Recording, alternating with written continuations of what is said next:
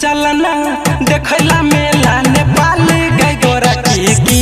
न देबो ठलाली कि चलना देखला मेला नेपाल गई गोरा की न देबो ठलाली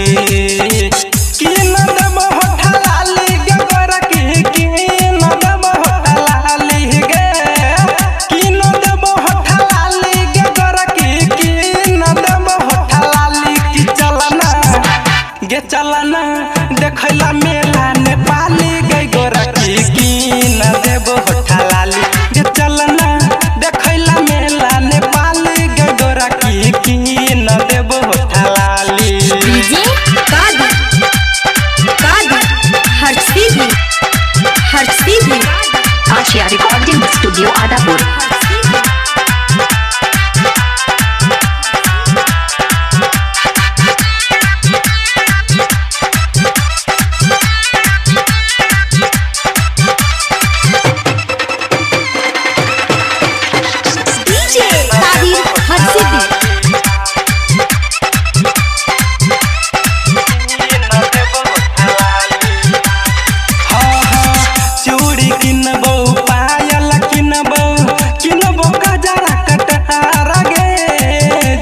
कहबे किनबो हम गोरा की किनबो सल्लाह सिंगार गे किनबो सल्लाह सिंगार चूड़ी किनबो पायल किनबो गजरा कटार गे जे कहबे किनबो हम गोरा की किनबो सल्लाह सिंगार गे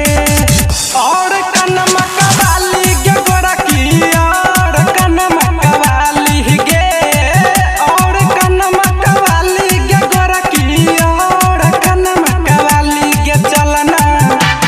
चलना देखला मेला नेपाल गई गोरा की न देबो ठलाली गे चलना देखला मेला नेपाल गई गोरा की न देबो ठलाली DJ Harshdeep Asia recording studio Adapur.